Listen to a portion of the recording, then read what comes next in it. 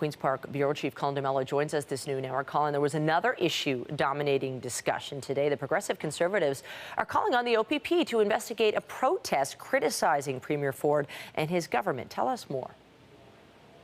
Well, Michelle, there was quite a lot of upset feelings with both the Premier and other cabinet ministers as well.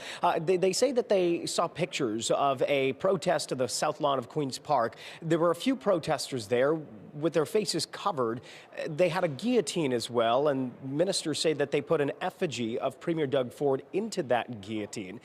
It was quite an upsetting and a disturbing protest here in the south lawn of Queen's Park, which is why the government has called in the OPP.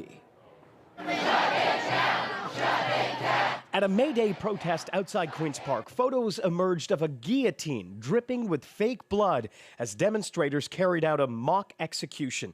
It was aimed at Premier Doug Ford, who today condemned the act. But yesterday went a little too far.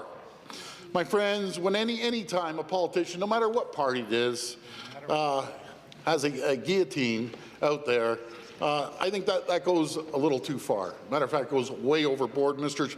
Speaker. The government has referred the threat to the OPP, but cabinet ministers say this has happened before, especially during the sustained protests over autism funding. And we have seen it on the attacks against the Minister of Labour's office, the accosting and attacking of me, resulting in OPP protection for members of our cabinet. The Progressive Conservatives are also denouncing the presence of the NDP at the demonstration, claiming the opposition is fueling the threats. The difference is, that's what the opposition believes in, supporting folks like that. We support the people that are out in the factories and the offices trying to make ends meet, paying their taxes and wanting services. The NDP wouldn't denounce the protest in the legislature, but the party says it would never condone the guillotine.